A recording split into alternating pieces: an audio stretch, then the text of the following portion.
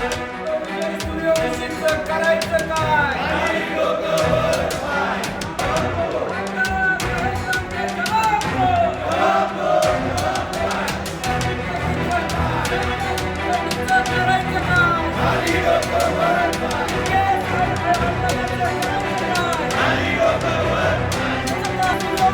करायचं काय?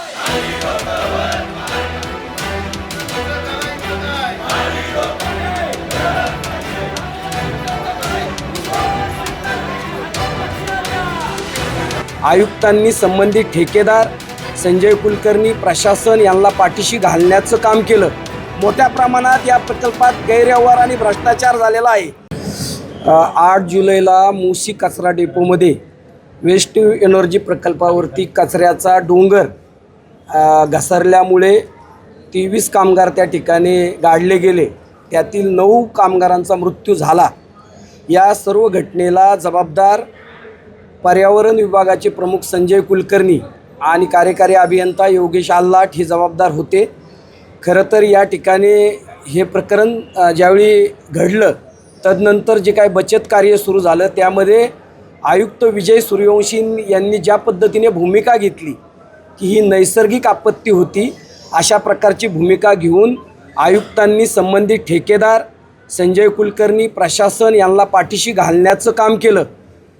त्या ठिकाणची जी 3 मजली इमारत होती त्या इमारतीला केवळ एका मजल्याचा पूर्णत्वाचा दाखला आहे. उर्वरित 2 मजले अनधिकृत होते. राष्ट्रीय हरित लवादाच्या वतीने जी काय नोटीस आणि निर्देश देण्यात आले होते महाराष्ट्र प्रदूषण नियंत्रण मंडळाला, त्यांनी सूचना आणि उपाय सुचवले होते महानगरपालिकेला. त्यावर या संजय कुलकर्णी त्यांच्या प्रशासनाने आयुक्तांनी यावर कुठल्याही प्रकारची भूमिका घेतली नाही. त्याच पद्धतीने हा जो काय वेस्ट टू एनर्जी प्रकल्प आहे हा उभारण्यामध्ये या प्रकल्पाचे प्रणेते आमदार महेशदादा लांडगे यावरती आत्तापर्यंत एक शब्द देखील बोललेले नाहीत. तसेच संजय कुलकर्णी, योगेश आल्हाट, बांधकाम परवानगी त्या 2-3 मजली बिल्डिंगला ज्या अधिकाऱ्यांनी दिली, खरं तर डोंगराच्या लगत 30 मीटर अंतरावर ही परवानगी द्यायला हवी होती, मात्र 12 मीटरवरती ही परवानगी देण्यात आली. एवढे मोठे महाकाय डोंगर असताना अशा प्रकारे त्या ठिकाणी इमारत होती.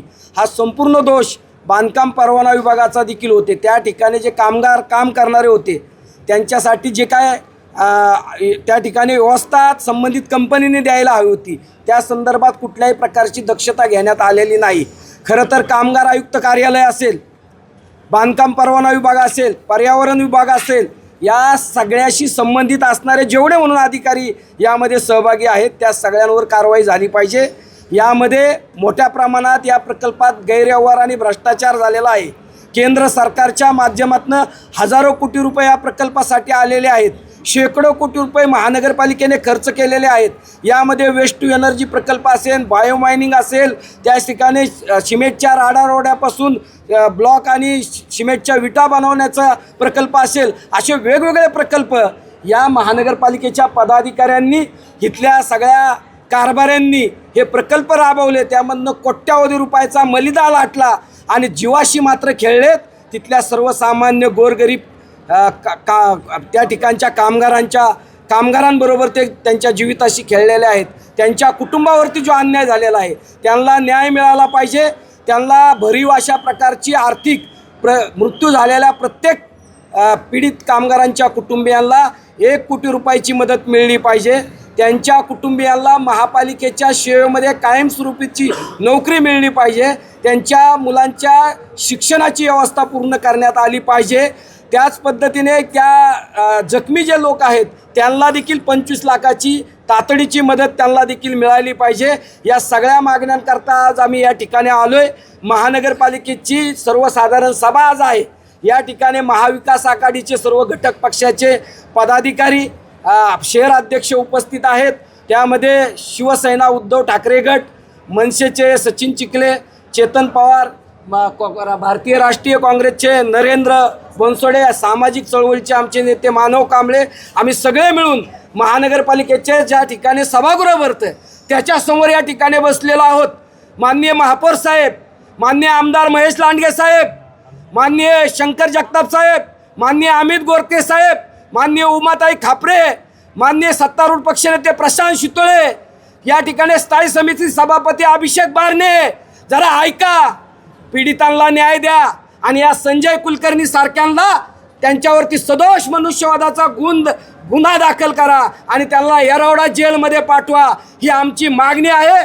अन्यथा पुढच्या काळामध्ये या शहरामधल्या नागरिकांच्या वतीने तुमच्या विरोधात अतिशय तीव्र आंदोलन केलं जाईल, अशा प्रकारचा इशारा सर्व राजकीय पक्ष, सामाजिक संस्था, संघटनांच्या वतीने आम्ही देत आहोत. या ठिकाणी आमच्या आंदोलनाची गंभीर दखल घ्यावी, अशा प्रकारची महापौरांना आणि पदाधिकाऱ्यांना आमची विनंती आहे. खरं तर 8 तारखेला मोश येथे जी दुर्दैवी घटना घडली, त्या घटनेचा निषेध म्हणून आज आम्ही सर्व पक्षीय एक महाविकास आघाडी म्हणून आम्ही आज या ठिकाणी आंदोलन करत आहोत.